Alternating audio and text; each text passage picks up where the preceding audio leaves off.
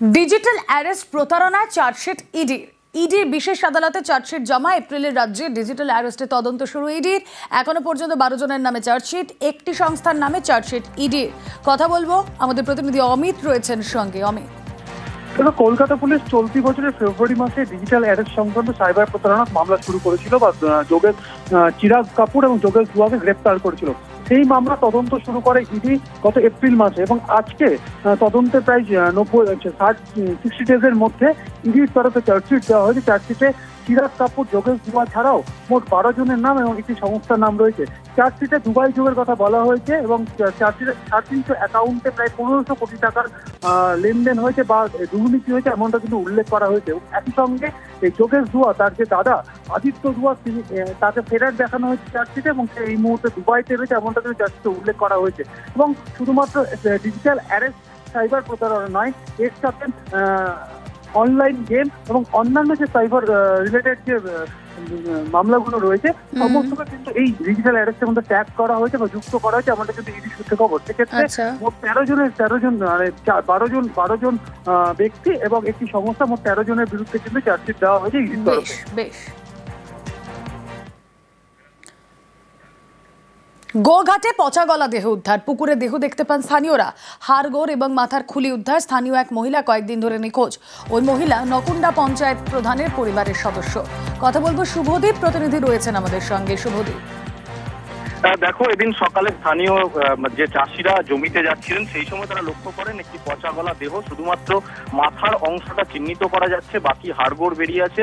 তাই খালি চোখে দেখে চিহ্নিত করার কোনো উপায় নেই। সেই কারণে স্থানীয়রা অনুমান করেন যে 10 দিন আগে ওই এলাকারই এক মহিলা শ্যামলী সাঁতরা তিনি নিখোঁজ হয়ে যান। তারপর থেকে তার কোনো খোঁজ মেলেনি। তাই এই দেহ ওই মহিলার বলে তারা অনুমান করেন এবং এরপরেই গোঘাট থানার পুলিশ এসে দেহ উদ্ধার করে নিয়ে যায় এবং ওই যে মহিলা নিখোঁজ ছিলেন, স্থানীয় পঞ্চায়েত প্রধান যিনি রয়েছেন সেই পরিবারেরই একজন গৃহবধূ বলে স্থানীয় বাসিন্দারা জানান। যদিও তাদের অভিযোগ, প্রতিবেশীদের যেটা অভিযোগ, যে মহিলা নিখোঁজ হয়ে যাওয়ার পরেও কিন্তু পরিবারের তরফ থেকে কোনো রকম খোঁজ খবর সেভাবে নেওয়া হয়নি। তাই যথাযথভাবে পুলিশ এই ঘটনার যাতে তদন্ত করে সেই দাবি কিন্তু তুলেছেন রুমেলা। বেশ। একজন মানুষ ওষুধ দিতে গেছিল, যে এরকম হাড়গোড় দেখতে পেয়ে খবর দিয়েছে। এবার পুলিশ তো এসছে, তদন্ত করে বার করুক। কতদিন ধরে পড়ে রয়েছে সেটা তো বলতে পারবো না, কিন্তু মানুষটা নিখোঁজ হয়েছে 10-12 দিন হলো। যখন যাই তখন আমরা দেখেছি কোথায়, সে বলে আমরা জোলা যাচ্ছি। তার মধ্যে আমি বলছি একটা মানুষকে যদি মারে 9টার সময় কখনো খোঁজ পড়বে, রাত 9টা। আর দিনের বেলা তোমার যদি বাবা মা যদি থাকে তখন তো আমার মা কোথায় গেলে আমরা খোঁজ করবো নি? হ্যাঁ, মেরে দিয়েছে। আমি বলবো মেরে দিয়েছে আর প্রতিশোধ নিতেই হবে। কিছুদিন আগে একটা কেরোসিন তেল ঢেলে পুড়িয়ে মেরে দিল, তার কোনো একটা বিচার হলো নি। তাহলে এরকম কি চলতেই থাকবে? তাহলে প্রশাসন কিসের জন্য হয়েছে? এই সব যদি না বিচার করবে।